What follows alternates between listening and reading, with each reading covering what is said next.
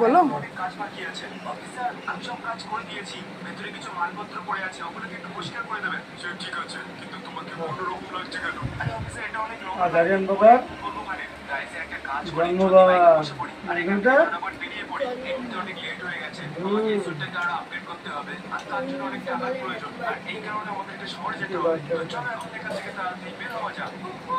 আর guys finally আমি শহরে চলে এসেছি। এখন ভাই সাহেব আমাকে যত তাড়াতাড়ি সম্ভব একটা আয়ের পথ খুঁজতে হবে। কিন্তু এক মিনিট, একটা কান্নার আওয়াজ আসছে।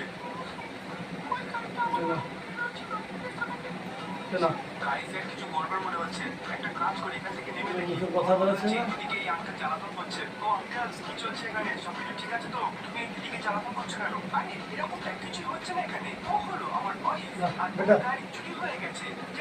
তোমরা তো বলো, তুমি বলো, আমি বলি নাকি? কান্নাকাটি করছে। তোমরা ঠিকই বলছো, ওই গাড়িটা আমার খুব প্রিয় ছিল। প্লিজ আমাদেরকে সাহায্য করো। তুমি ওই গাড়িটাকে দেখলে গাড়িটার